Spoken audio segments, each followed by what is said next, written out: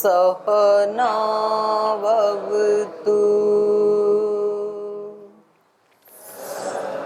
नौ भुनक्तु सह वीर्यङ्करवावहै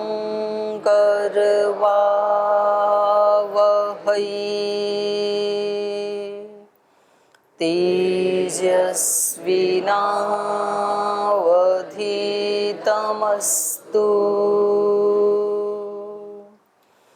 मा विद्विषावहै।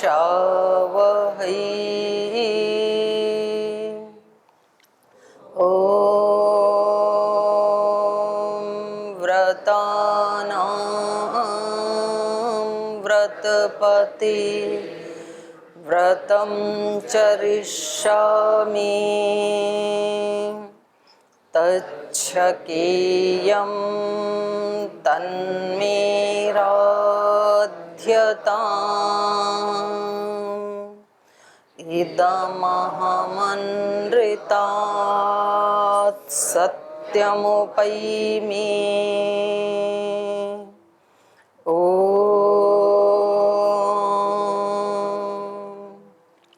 शान्ति शान्ति शान्तिः।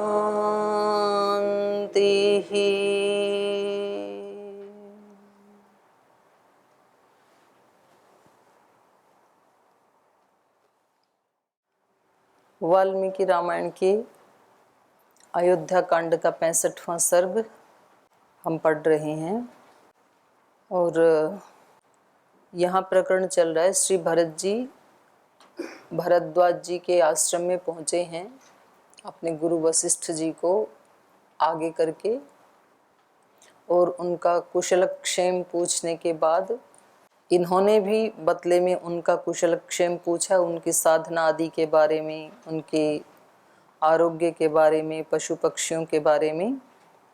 और इसके बाद भरद्वाज जी श्री भरत जी से पूछते हैं कि भाई आप किस प्रयोजन से सेना आदि लेकर के आपका वन में आगमन हुआ है, तो इस सेना आदि को देख करके हमारे मन में शंका हो रही है। एतद आचक्ष्व में सर्वम नहीं में शुद्धते मनः, ये सब देख करके मेरा मन आशंकित हो रहा है, तो हम आपसे जानना चाह रहे हैं कि आप किस लिए यहाँ वन में आए हैं। तो इससे हम आज पढ़ेंगे। आज किसको अपनी प्रतिक्रिया देनी थी बहनों में? आपको? आ जाओ, पहले आप बता दो, फिर उसके बाद पढ़ते हैं। ओम बेटा।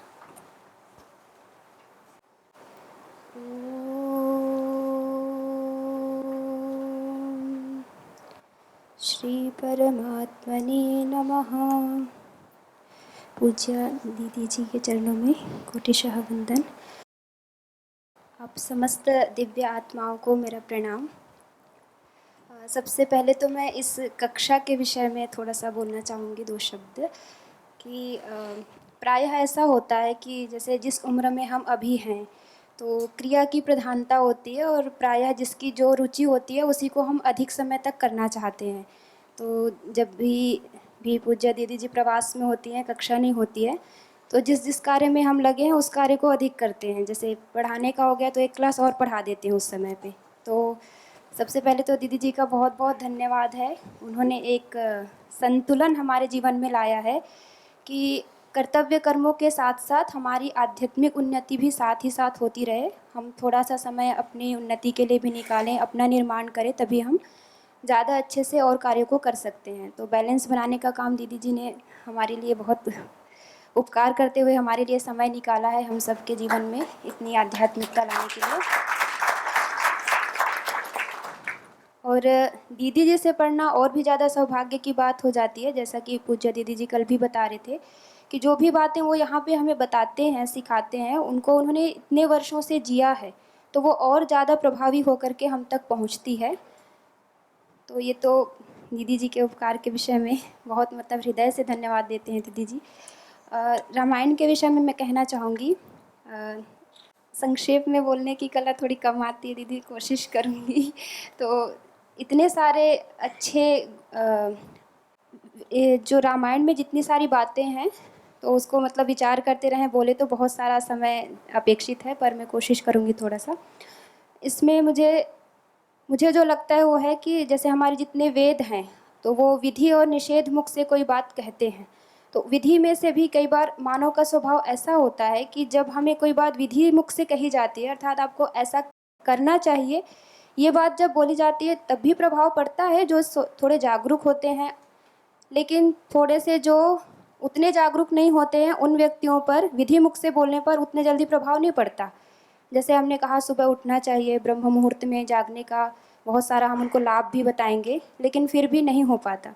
तो रामायण में जो भरत जी जब शपथ खा रहे हैं अपनी बात को रखने के लिए माता कौशल्या के सामने, तो वो पूरा प्रकरण उसमें महर्षि वाल्मीकि जी ने निषेध मुख से हमें समझाया है, चेताया है। तो उससे थोड़ी और जागरूकता से हम उन चीज़ों को ले पाते हैं। जैसे मैंने प्रातः जागरण का ही कहा, तो आयुर्वेद में भी बहुत सारे उपाय बताए हैं, और वैसे और जितने शास्त्र हैं, नीति शास्त्र हो गए और जितने भी शास्त्र हैं, सब में सुबह उठने को कहा जाता है। तो यहाँ पे महर्षि आदि कवि जी ने कहा है कि उभे संधे शयानस्य यत् पापं परिकीर्त्यते तच्च पापं भवेत् तस्य यस्यार्योनुमते गतः। तो जब एक सामान्य बोला जाता है इससे ये लाभ होता है, तो ठीक है, लाभ है, कर लेंगे, कोई बात नहीं, हमारे लाभ के लिए तो है ना, नहीं करेंगे तो हानि भी तो एक दिन के लिए हमें ही हो जाएगी, चलो नहीं उठेंगे। लेकिन जब बात आती है कि नहीं, ऐसा नहीं करने से लाभ की तो बात है ही, पाप और लगेगा, तो थोड़ी जागरूकता बढ़ जाती है कि भाई जीवन में हमें पुण्य अर्जन करना है, क्योंकि हमारा जो जीवन है पुण्यों के संग्रह का ही है। हम सुनते भी हैं कि एक पुण्य कम हो गया तो हम मतलब इस योनि से किसी और योनि में जाना पड़ सकता है। तो थोड़ी जागरूकता बढ़ जाती है। और पहले ही जब वो बोलना शुरू कर रहे हैं तो पहले ही श्लोक में कहा कि जिसकी अनुमति से गए हैं उसको ऐसा पाप लगे कि उसकी बुद्धि शास्त्र के अनुकूल ना हो। उसको पढ़ा हुआ मतलब अच्छी अच्छी बातें सुने भी तो भी उसको उसके अनुकूल ना चले, ऐसी उसकी बुद्धि हो जाए। ये एक प्रकार से बहुत बड़ा श्राप जैसा है ये। आगे भी उन्होंने ऐसे ही बोला कि पहले तो उसकी बुद्धि चले ही नहीं, उसको सुनने को ना मिले, और मिल भी जाए तो उसकी बुद्धि उसमें चले नहीं। तो ये मतलब किसी व्यक्ति के लिए इससे बड़ा श्राप और कुछ हो नहीं सकता कि उन्नति के जितने अवसर थे वो बंद हो जाए। तो उस पूरे प्रकरण में बहुत सारे निषेध मुख से बातें कही हैं, वो मुझे बहुत अच्छी लगी। और दूसरा मुझे लगा भरत जी और श्री राम जी का जो चरित्र के बहुत सारे पहलू हैं, उसमें से सत्य का पालन, जो मनसा वाचा कर्मणा, जैसा मन में है वैसे ही वचन से कहना और वैसे ही अपने कर्म से करना, ये सत्य कहलाता है। तो भरत जी ने जब एक बार उनके मन में जो बात थी उन्होंने प्रकट कर दी कि मैं किसी भी प्रकार से अपने ज्येष्ठ भ्राता का जो अधिकार है, हमारे कुल की जो परंपरा है, उसको मैं नहीं लूँगा। तो वो ऐसा नहीं कि उनके मन में कुछ और है, बोल कुछ और रहे हैं और कर कुछ और रहे हैं। सारी ही क्रियाएं उसी के अनुकूल है, मन में जैसा है वैसा ही वो बोल रहे हैं, उसी के अनुसार उनको लेने के लिए सेना तैयार करके लेने जा रहे हैं।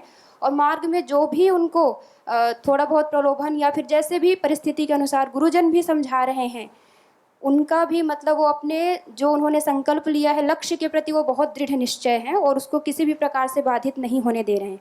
दूसरी तरफ से हम श्री राम जी को देखते हैं तो उनका भी सत्य का पालन, जो उन्हें आदेश मिला गया है वो किसी भी परिस्थिति में उन्हें छोड़ नहीं रहे हैं। दूसरे का हक लेना नहीं और अपने हिस्से में जो कष्ट आया है उसको किसी दूसरे को देना नहीं, ये पालन उन्होंने बहुत अच्छे से किया और दोनों ही अपने अपने कर्तव्यों के प्रति बहुत ईमानदार है।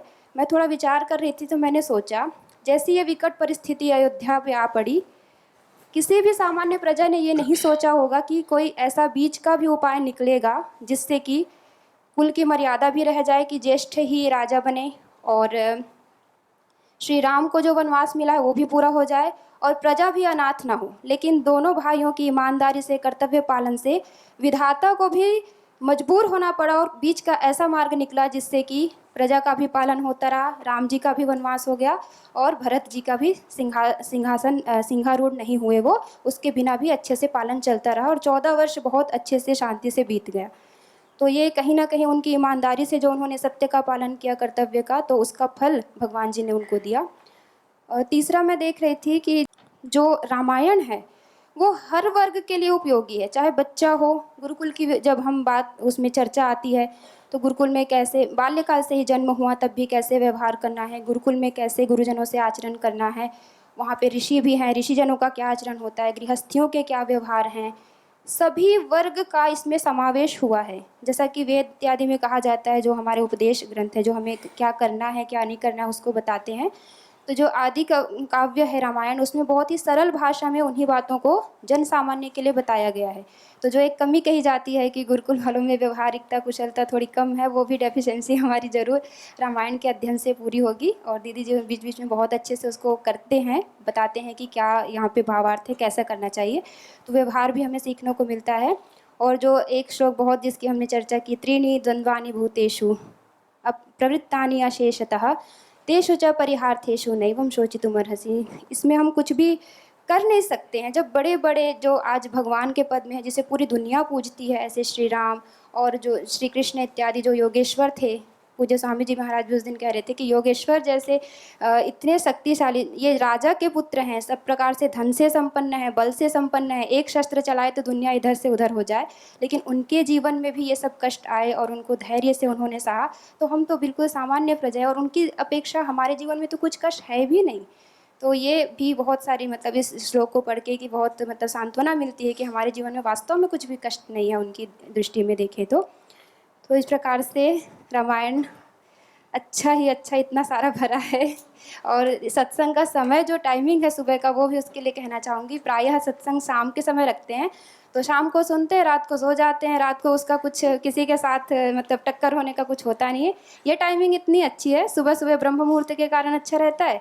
दिन में इस क्लास में चार्ज होने के बाद जो भी विपरीत परिस्थिति आती है, कहीं ना कहीं कोई बात आ ही जाती है जिससे हमें लाभ होता है और हम बच जाते हैं उसके दुष्प्रभाव से। और एक केवल रामायण की ही बात नहीं, जितने भी अच्छे शास्त्र हैं उसका साथ दीदी जी कक्षा में बताती हैं। तो प्रतिदिन कुछ ना कुछ जो है हमें चार्ज करने वाले वाक्य हमें सुनने को मिल जाता है और हम मतलब दिव्यता से भर जाते हैं कि हम दिव्य संतानें हैं, भगवान के अंश हैं, भगवान के वंश हैं। और प्रसन्नता ही प्रसन्नता से आप लाभित हो जाते हैं। तो बहुत बहुत धन्यवाद।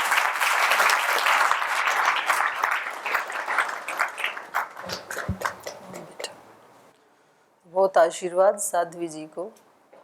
4 बातें इन्होंने मुख्य रूप से बताई कि विधि के साथ साथ निषेध भी हमारी रक्षा ही करता है। जब किसी व्यक्ति को ये कहें कि व्यायाम नहीं करेंगे तो कैंसर हो जाएगा या हो गया है इसलिए कर लो आप, तो विधि वाक्यों का तो हम रोज अध्ययन करते ही हैं, उसके साथ साथ जो निषेध वाक्य हैं वो भी हमारी रक्षा करते हैं कि ऐसा नहीं करना। उसका हानि दिखाते हैं तो थोड़ा और जल्दी समझ में आ जाता है। और दूसरी बात बताई कि सत्य का पालन, अपने कर्तव्य का, सत्य का पालन। तो हम देखते हैं श्री राम जी, भरत जी दोनों इस विषय में कहीं थोड़ी सी भी चूक नहीं करते हैं ये। और तीसरा आपने बताया कि ये सब आयु वर्ग के लिए है रामायण, आबाल वृद्ध। और ये सच में ही रामायण जो महाकाव्य है, मतलब इसके मुकाबले का कोई ग्रंथ है नहीं पूरी धरती के ऊपर, क्योंकि ये एक ही साथ हमें व्यवहार भी सिखाती है, हमारी अभ्युदय भी सिखाती है, निःश्रेयस भी सिखाती है। तो अपने आप में एक संपूर्ण शास्त्रों का ये निचोड़ है। तो ये बहुत सुंदर बात है, ये सभी के लिए है ये। और चौथा आपने द्वंद्वों के बारे में बताया, तो वो तो मैं भी उस दिन बता ही रही थी कि ये हम सब के साथ जुड़े हुए हैं। कोई भी ऐसा प्राणी है ही नहीं इस जगत में, तो वहाँ खुद ही बतावे 3 लोक में ही नहीं है, पृथ्वी की तो बात छोड़ो। तो इस श्लोक को जितना याद करते हैं तो एक तो फिर पलायन की वृत्ति से व्यक्ति बच जाता है। नहीं तो प्रायः हमारे संस्कार ऐसे बने हुए हैं कि कष्ट आते ही पलायन का रास्ता निकालते हैं। कष्ट आया है तो चलो फिर ये मत करो, फिर हटो यहाँ से, भागो यहाँ से, छोड़ो इसको, ऐसे होता है। तो इससे हमें पता है कि भाई जो द्वंद्व हमारे साथ जुड़े हैं, जो कष्ट हमें मिलना है वो तो मिलेगा ही, कहीं भी रहें हम। तो जब मिलेगा ही तो फिर कहीं भी मिल जाए फिर ठीक है। तो उससे फिर अपना कर्तव्य पालन करने में एक दृढ़ता आती है, क्योंकि जब उससे बच ही नहीं सकते हैं तो भागें क्या, आएगा ही ना वो साथ साथ हमारे। तो इससे अच्छा यहीं फेस कर लेते हैं फिर उसको।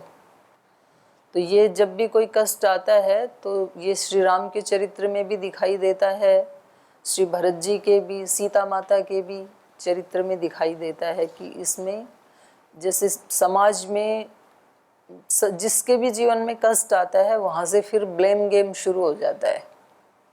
हम दूसरे को ब्लेम करने लग जाते हैं, इनके कारण ऐसे हुआ, नहीं तो मेरे जीवन में तो सब कुछ ठीक ही चल रहा था, हमारे घर में तो सब कुछ ठीक ही चल रहा था। जब से ये पुत्र वधू आई तब से सब गड़बड़ हो गया। हमारे गुरुकुल में तो सब ठीक चल रहा था, ये आचार्य आए या ये विद्यार्थी आए तब से सब खराब हो गया। तो ये चल पड़ता है।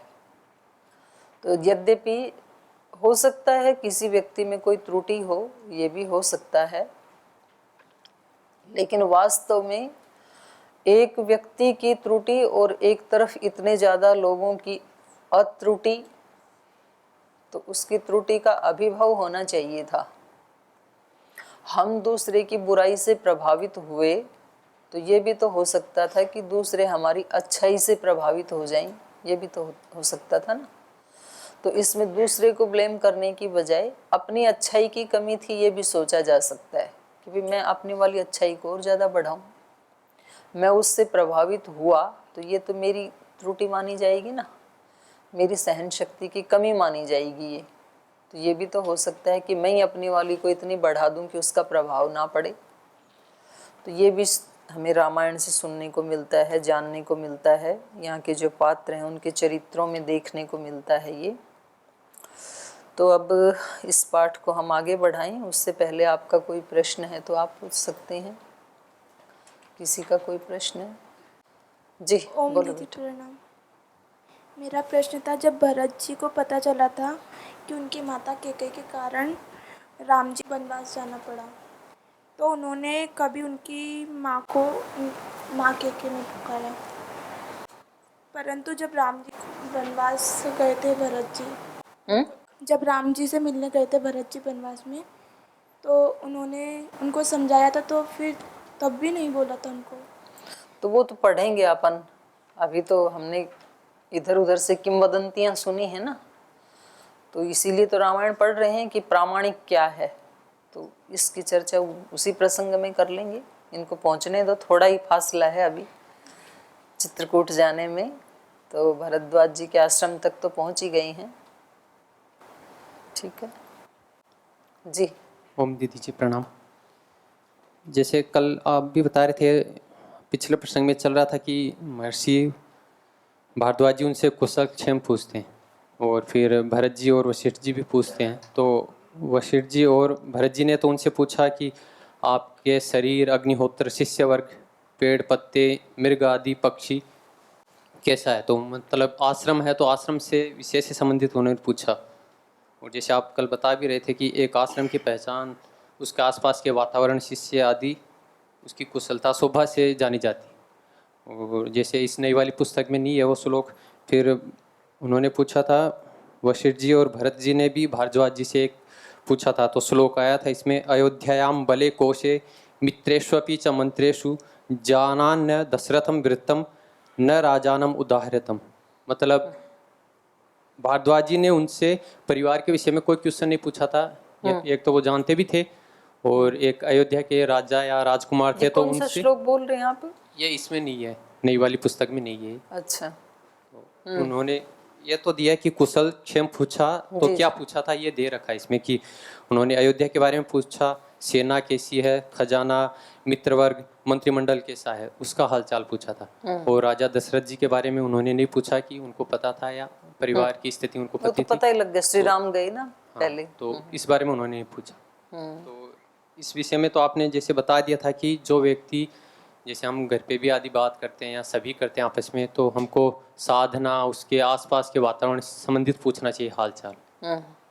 तो सामान्यतः ये पूछना चाहिए। लेकिन जैसे अब हम व्यवहार में देखते हैं, जैसे हमसे कोई मिलते हैं तो हमसे ज़्यादातर 100 में से 90% सीधा घर से के विषय में पूछता है कि घर क्यों छोड़ा, यहाँ क्यों आए। तो जैसे इनकी इसमें आया कि उन्होंने उनसे संबंधित ही पूछा, जिस स्थिति में जो है भारद्वाज जी आश्रम से संबंधित थे तो उनसे वही उस विषय में पूछा जी। और जैसे ये थे तो उनको खजाने, राज परिवार के बारे में पूछा। तो जैसे अब हम ब्रह्मचारी हैं तो हमको इस विषय में कोई क्वेश्चन नहीं पूछता कि आपकी साधन कैसे चल रही है, आप क्या पढ़ रहे हो। ज़्यादातर 100 में से 90% घर परिवार के बारे में पूछते हैं हमसे।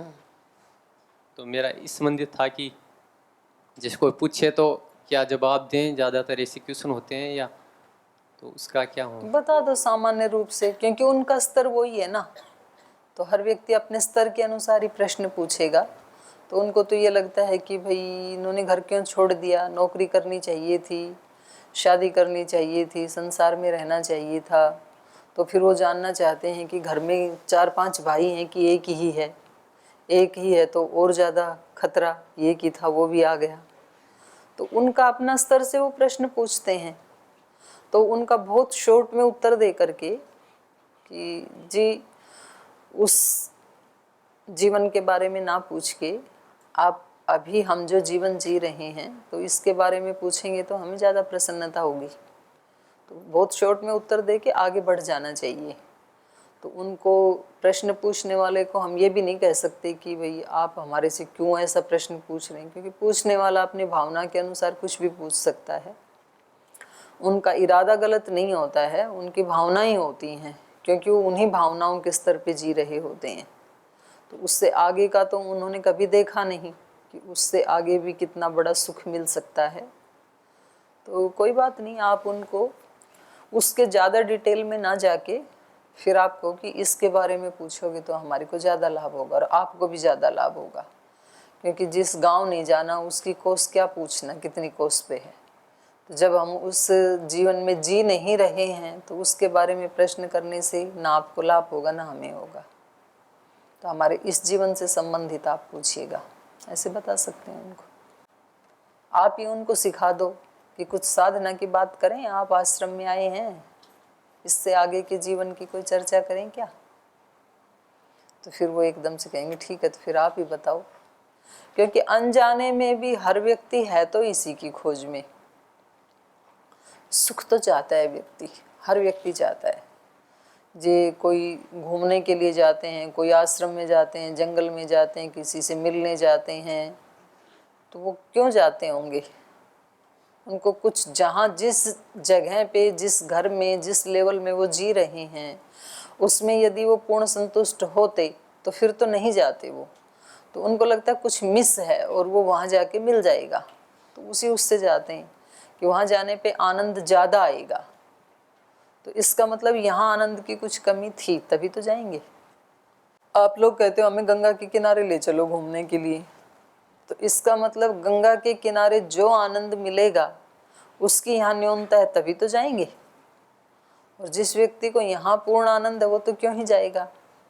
एक मैं कई बार उनकी बात करती हूँ ना, कर्नाटक में थे एक योगी पूज्य स्वामी निर्मलानंद जी, उन्होंने अपनी इच्छा से शरीर छोड़ा, 12 साल मौन रहे वो। तो उनसे एक बार गुरुजी ने जाके पूछा कि आप बाहर क्यों नहीं जाते हैं, कितने लोगों को फायदा होगा। आप इतना सारा ज्ञान प्राप्त करके और यहाँ क्यों बैठे हैं पहाड़ की चोटी पे। तो उन्होंने कहा कि मैं क्यों जाऊँ, मैं तो सब जगह हूँ। मतलब ये जो ऐसे निराले लोग होते हैं उनके उत्तर भी तो निराले ही होते हैं ना। बोले मैं तो सब जगह हूँ, मैं क्यों जाऊँ। तो वो तृप्त है, मतलब व्यक्ति जाता तब है जब उसको थोड़ी बहुत कहीं और पाने की इच्छा होती है। योग दर्शन में भी आया ना कि जब इस मनुष्य शरीर का प्रयोजन पूरा हो गया, भोग और अपवर्ग भी मिल गया, फिर इस शरीर में रहना नहीं चाहता है योगी। और बाई चांस इसमें रह भी ले, इसको ना छोड़े, तो अगले जन्मों में तो बिल्कुल नहीं आएगा, क्योंकि उसका कोई प्रयोजन ही नहीं है। तो ऐसे आप उत्तर दे सकते हैं। उनको भी इच्छा है, आप उनको इस विषय में थोड़ा आगे बढ़ाओगे ना, तो वो फिर 5 मिनट आपसे बात करके बड़ा तृप्त फील करेंगे और फिर कहेंगे कि बेटा आपने तो बहुत अच्छा निर्णय लिया, हमें आप वाली समझ पहले आ जाती तो हम भी शादी नहीं करते, ऐसे बोलेंगे वो आपको। तो फिर आप भी खुश और वो भी खुश। और कोई प्रश्न है किसी का? ओ माता जी प्रणाम। माता जी गुरुकुल में रहते हैं तो सभी भाई जानते हैं, सभी का लक्ष्य एक है। तो बाहर संसार में जाते हैं, यूनिवर्सिटी में कोई प्रोग्राम हो गया तो उन्हें ये तो पता ही ना उन्होंने घर छोड़ दिया, यार किस लिए छोड़ा वो भी है। बोला आपने घर छोड़ा तो छोड़ा किन कारणों से, कि ताकि हम भी छोड़ सके, वो बताने में थोड़ी समस्या होती है। क्या बताएं उनको। ऐसे कहते हैं कि कुछ बताओ तो हम भी छोड़ें जी। वो कभी नहीं छोड़ेंगे, आप कितना भी बता लो। जैसे एक भाई था, मतलब वो यहाँ तो आ गया, वो घर के कहने से वो घर पे भी चला गया, और फिर उसने यूनिवर्सिटी में एडमिशन करा लिया। वो चाहता तो बोला मैं आपके जैसा ही बनना हूँ, लेकिन करो क्या, कर नहीं पा रहा। ऐसे सवाल जवाब करता है वो। और फिर मतलब कुछ एक जो मतलब संत महात्मा हमारी परंपरा में भी हुए, कुछ विद्वान भी लोग ऐसे कहते हैं कि माला जपने से, हिमालय जाने से, गंगा नहाने से मुक्ति ऐसे नहीं मिलती, मिलती तो अंदर से ही है। ऐसे मतलब आक्षेप लगा देते हैं कि मतलब घर छोड़ने से, ये सब चीज़ें करने से होती नहीं है। अगर होती है तो फिर वो घर वालों की भी नहीं होती जो घर में रहते हैं। फिर मतलब उनके मन में द्वंद्व आ जाता है। हम उन चीज़ों का अभी समाधान भी नहीं नहीं, जानते। द्वंद्व उनके मन में है कि हमारे में है, बात ये है। अनुभव हमारा भी नहीं इस चीज़ में कि मतलब हाँ हिमालय जाने से मुक्ति होती हो, ऐसा कुछ। उनकी बात सुन के यदि हमारे मन में भी द्वंद्व आ जाता है, हम यदि ये सोचते हैं कि भाई हाँ बात तो इनकी ठीक है, क्योंकि तर्क तो व्यक्ति ऐसा करता है ना कि अगले व्यक्ति को एकदम से सटीक लगता है वो, और हमें कोई उत्तर नहीं बन पाता है कि बिल्कुल ठीक बात कह रहे हैं ये तो ये देखो, ये मन के सब बहाने हैं। जो व्यक्ति ये कहता है कि जी जीना तो चाहते हैं, आपकी तरह जी नहीं पा रहे हैं, लेकिन कुछ बताओ ना हम भी कैसे करें, तो ये उसके मन का एक बहाना है कि मतलब मैं अपने आप को ऐसा किसी के सामने ज्ञापित ना होने दूं कि मैं नहीं चाहता हूं। अपनी इस बात को छिपाने के लिए वो व्यक्ति कहता है कि मैं भी चाहता हूं, लेकिन वास्तव में जो चाहता है उसको कोई रोक सकता है क्या? चाहने वाले को कोई नहीं रोक सकता है। फिर चाहे वो शादीशुदा भी क्यों ना हो, चाहे बच्चे भी क्यों ना हो गए हों। महात्मा बुद्ध को तो बेटा भी हो गया था, श्री अरविंद की शादी भी हो गई थी, तो उनको कौन रोक पाया? तो जिसके अंदर संस्कार है और जो अपने संस्कार को बढ़ाना चाहता है उसको तो कोई रोक नहीं सकता है। और भाई जिसको करना नहीं है लेकिन मैं नहीं करूँगा, इस बात को भी जो छिपाना चाहता है, तो ये वो बात होती है कि अपने मुंह पे खून खान लगा के बोले मैं भी शहीद हूँ, तो देखो कितना मैंने युद्ध किया है। तो ये कह तो सकता है व्यक्ति, लेकिन उससे ना तो उसको कोई सुख मिलने वाला, ना तृप्ति मिलने वाली। और यदि उसका सुन के हमें ये लगता है कि ये तो बात तो ठीक कह रहे हैं, हमें कोई उत्तर नहीं बन पा रहा है कि भाई गुरुकुल में आने से ही थोड़ी मुक्ति होती है, मुक्ति तो घर बैठे वालों की भी हो जाती है। तो वहाँ निंदा घर छोड़कर आने की या गुरुकुल निवास की निंदा नहीं है। निंदा ये है कि गुरुकुल में आने के बाद भी मुक्ति का साधन किया कि नहीं किया। नहीं किया तो करना चाहिए, बात ये है वहाँ पर। तो ये बात तो ठीक ही है, जिसके अंदर थोड़ा सा भी बीज है तो फिर उसको बीज को बो करके, उसका अंकुर निकाल के, उसकी रक्षा करके, उसको पूरा वृक्ष बना करके पूरे प्रोसेस से गुजारना ही चाहिए उसको। तो ये तो वो ठीक ही कह रहे हैं ये बात तो। और दूसरी बात ये है कि यहाँ रह कर के भी यदि हमारा जीवन दूसरे से अलग नहीं है तो फिर उनका कथन सत्य है बिल्कुल, कि जब यहाँ रह के हमारे जैसे ही हो तो इससे अच्छा तो फिर घर ही रह लेते, फिर यहाँ क्यों आई? तो बात ठीक है।